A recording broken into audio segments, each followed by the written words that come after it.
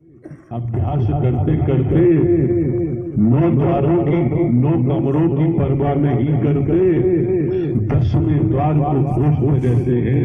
और 10वां द्वार जब 10वां द्वार जब ये फूटता है तभी जीव का कल्याण होता। इससे पहले संभव नहीं। खैर क्या हुआ देवी? फिर उसके अंदर इतना अंधेरा था, कुछ दिखाई नहीं दे रहा था सत्संग जी। और गेट पे 2 सेवादार भैया खड़े थे और गेट के नीचे सत्संग जी काल बैठा हुआ था। जो प्रभु फिर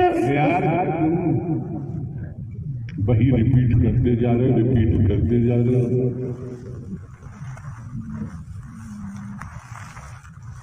कैसा था काल? काल से मुलाकात हुई? नारायण हरि बहुत मोटा था। तुम भी तो मोटी हो।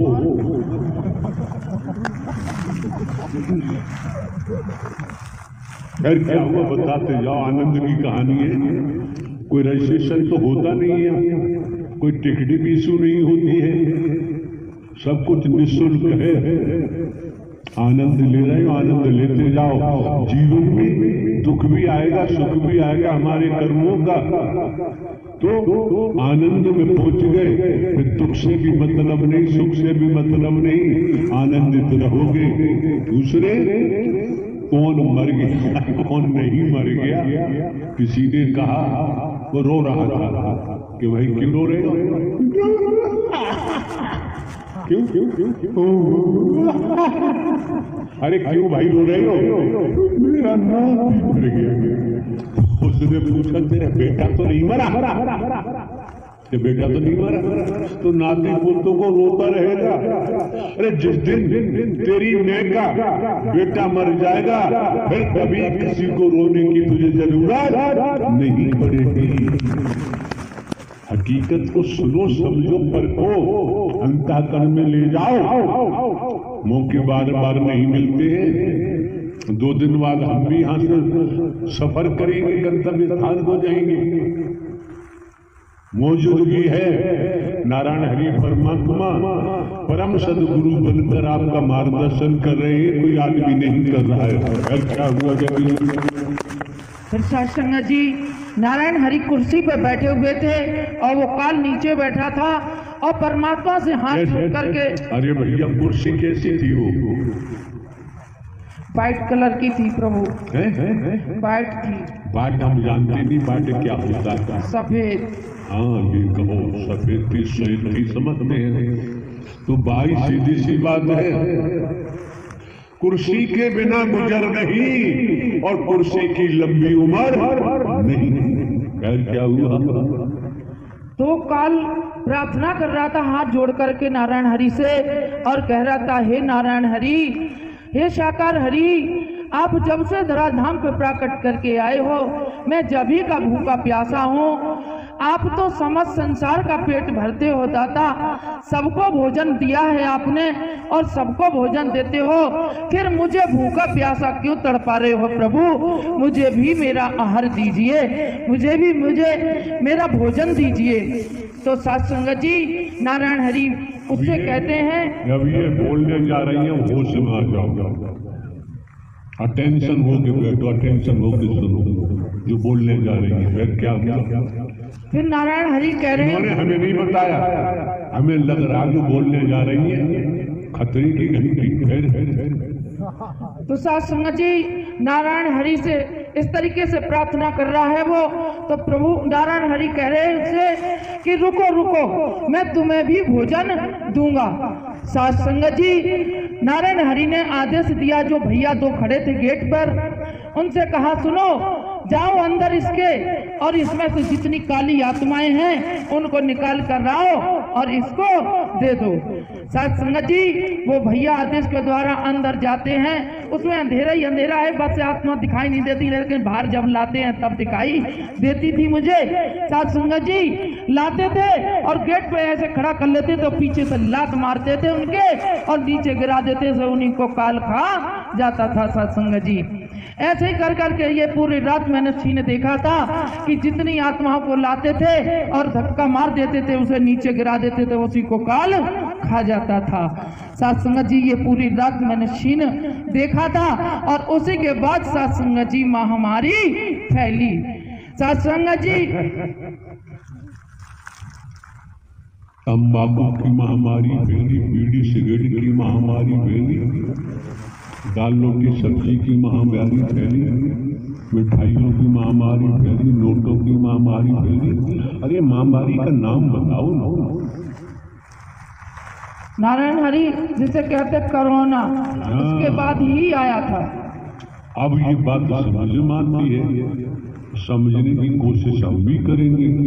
तो भैया काली कोठरी में हमें जाने की जरूरत नहीं, और प्रकाश में जाओगे तो धक्के खाने से बच जाओगे, न जन्मोगे न मरोगे। जगत में कोई नहीं सपना है, सपना फिर क्या हुआ। साथ संगत जी जो पहले का लॉकडाउन निकला था उसमें तो कुछ ऐसा नहीं हुआ था, लेकिन जो दोबारा जो लॉकडाउन लगा था उसके बाद फरवरी में शादी थी। शुद्ध शब्दों के इस्तेमाल करो, लॉकडाउन नहीं लॉकडाउन। साथ संगत जी फरवरी में एक भाई की शादी थी, उन्होंने मुझे कार्ड दिया, बोला कि बहन जी आप जरूर आना। मैंने कहा ठीक है भैया आ जाएंगे। जब हम उनके यहाँ जाते हैं साथ संगत जी, तो साथ संगत जी ऐसे थोड़ा रोड पे उतर के और गलियों में थोड़ा अंधेरा पड़ता है, अंधेरा पड़ता है। हमारे पास साथ सखी भी थी 8-10 जनी साथ संगत जी। तो मैं देखती हूँ कि जितनी लंबाई मेरी है और उतनी लंबाई उसकी थी, और जितना मोटी मैं हूँ उतना ही मोटा वो था। साथ संगत जी काल प्रभु जी सब बताओ ना, हो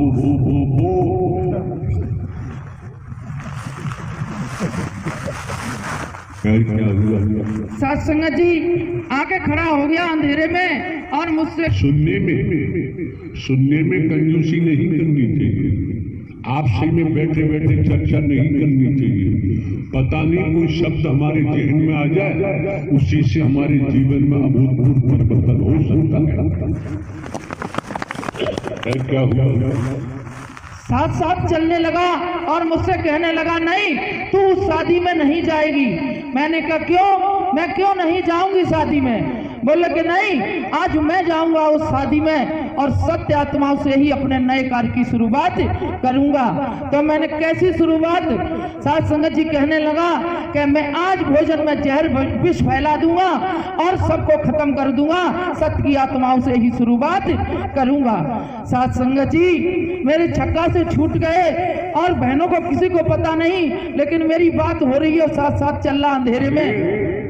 आपके छक्का छूट गए तो आप जाने, आप भी छक्का मार देते तो काल भी पक्का हो जाता। हाँ फिर क्या? फिर साथ संगत जी मैंने कहा मैं जाऊंगी, शादी में जरूर जाऊंगी, क्योंकि मुझे निमंत्रण दिया है, हम बिना बुलाए नहीं जाते हैं। मैंने पूछा उससे, मैंने कि तू होता कौन है इन आत्माओं को खाने वाला? साथ संगत जी कहने लगा मैं काल हूँ, काल। मैंने कहा तो तुझे ये भी पता होना चाहिए तू काल है तो तेरे बाप महाकाल मेरे नारायण हरि बैठे हुए हैं, वो तुझे छोड़ेंगे नहीं। प्यारी दुलारी साथ संगत जी फिर थोड़ी दूर आगे चल के उजाला आ जाता है और वो गायब हो जाता है। साथ संगत जी हम गए पंडाल में, हमने प्रसाद खाया। मैंने कहा पहले मैं ही लूंगी प्रसाद, पता नहीं कहीं ऐसा तो नहीं जो हकीकत में गड़बड़ कर दे। साथ संगत जी जब मैं गई मैंने प्रसाद लिया, बहनों ने भी लिया। साथ संगत जी उसके बाद मैंने कहा अब अभी नहीं जाऊंगी, मैं 10-5 मिनट रुक के जाऊंगी, कहीं ऐसा तो नहीं वो हकीकत में गड़बड़ कर रहा हो। साथ संगत जी मैं बैठी रही, इतनी देर में अंदर से खबर, बाहर से खबर जाती है अंदर कि बहन जी माँ जितने प्रसाद खा रहे सब बीमार पड़ गए। कुछ तो हॉस्पिटल पहुंच गए प्रसाद खाते खाते, कुछ उनको उल्टी हो रही, हमारे संग की सखियां थी उनको भी उल्टियां होने लगी, कुछ पत्तल छोड़ गई, खाने बैठ रहे हैं और बीमार पड़ गए। साथ संगत जी उठ के भाज के पत्तल छोड़ के साथ संगत जी प्रसाद छोड़ दिया उन्होंने। अब मैं घबराने लगी, मैंने कि मैंने तो किसी को नहीं बताया, अगर मैं बता देती शायद ऐसा नहीं होता, सब बच जाते। और मैं बताती भी कैसे, मेरी कौन मानता? यहाँ सब जो कहते कि जे हमारे राज्य में व्यवधान फैलाने आई हैं और कुछ नहीं करने आई हैं। साथ संगत जी मैंने नहीं बताया और ये सब कुछ हो गया। साथ संगत जी कुछ हॉस्पिटल पहुंच गए, कुछ उल्टी कर रहे, कुछ ऐसे डरे, कुछ भी चक्कर आ रहे उन्हें, कुछ ऐसे डरे, कुछ वैसे डरे, अक्कर आ रहे, चक्कर आ रहे, पक्कर आ रहे। सारी बात बताओ अपनी भाषा में साझा बोलती। कुछ उनको तो चक्कर आ रहे साथ संगत जी, बैठ गए वो वहीं। कुछ हॉस्पिटल पहुंच गए साथ संगत जी, हमारी संग की सखियां थी, उन्हीं का बेटा था और हॉस्पिटल पहुंच गया साथ संगत जी। उसको इतना भयंकर बुखार चढ़ा, प्रसाद खाते ही खाते हॉस्पिटल पहुंच गया। कुछ बच्चे उल्टी कर रहे, हमारी संग की सखियां सब उल्टी कर रही। मैंने प्रभु अब हमें कोई बचाने वालों ना, मुझे तो लग रहा कि जाने तो अपना काम कर दिया। मेरे भाई तुम्हें प्रभु आ गया, प्रभु दयाल आ गया, प्रभु लाल आ गया। अरे इतने संबंध मेरे तुमने प्रभु लाल से बनाए हुए, तो संबंध टूटे ही नहीं। साथ संगत जी मैंने बहनों से कहा, मैंने कहा ऐसा करो मुझे 2-4 भजन गा लेने दो। अब मेरे हरि के सिवा, नारायण हरि के सिवा कोई नहीं है, वो ही हमको बचा सकते हैं इससे दुष्ट से। साथ संगत जी हम बहनों को लेके बैठ गए और हमने नारायण हरि का गुणगान शुरू कर दिया। जब 4-5 भजन हमने गा लिए, उसके बाद साथ संगत जी नारायण हरि कैसे गा लिए, सिलौरी बिना चटनी कैसे बनी।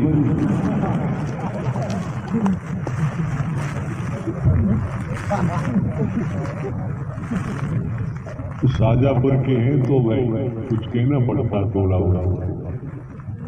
साथ संगत जी फिर हम थोड़ी देर बाद देखते हैं कि नारायण हरि आते हैं और उसका बाहर से हाथ पकड़ के लाते हैं, उसे हाथ पकड़ के लाते हैं और हमारे जहां हम भजन गा रहे थे वहीं उसको लाके डाल दिया और डंडा हाथ में है नारायण हरि के और उसको साथ संगत जी दबा दम मार लगा रहे हैं और जो कह रहे कि बोल साले उल्लू के पट्टा, मेरी सब आत्माओं को खाएगा। अरे मैंने तो तुझे संसार में इसलिए छोड़ा था कि तू जितनी काली आत्मा है उनका भक्षण करे। मैंने ये नहीं कहा था तुझसे कि तू मेरी ही सब आत्माओं को खाए और भूख बुझाए। मैंने तुझसे कहा था कि जहाँ संसार में काली आत्माओं का भक्षण करना, तूने मेरी आत्माओं को क्यों दुख दिया। साथ संगत जी अब वो प्रभु से विनती करने लगा और कह रहा कि हे प्रभु अब मुझे छोड़ दो, अब मत मारो, मुझसे गलती हो गई जो मैंने सत्य आत्माओं की तरफ देखा। आज के बाद मैं इन आत्माओं को कभी सताऊंगा नहीं, कभी इनसे कुछ नहीं कहूंगा। अब मुझे छोड़ दो नारायण हरि, अब मुझे जाने दो। साथ संगत जी वहीं से साथ संगत जी 1 हफ्ता बाद साथ संगत जी कोरोना फैल गया और वो दशा देखने को मिली। मैं अपने घर से केदारनगर कुटिया तक जाती थी टहलने के लिए। साथ संगत जी वहां से लेके वहां तक मुझे 10-10 लाशें मिलती थी। तो साथ संगत जी रूह कांप जाती थी और मैं जो कहती है नारायण हरि ये तो वही है जो आपने साथ संगत जो उससे कहा काल से कि जा संसार में और काली आत्माओं को भक्षण करना, मेरी सत्य आत्माओं से मत बोलना। आज नजारा देखने में आ रहा है मेरे नारायण हरि के सत्य की आत्मा सब मौजूद आ रही है और संसार पूरा जा रहा है। तो साथ संगत जी ये मेरे नारायण हरि की रहमत है। आज इनकी रहमत ना होती तो हम जीवित ना होते। इन्होंने ही बचाया है हमें उस काल से। साथ संगत जी हम जानते हैं, हमने इनकी लीला देखी।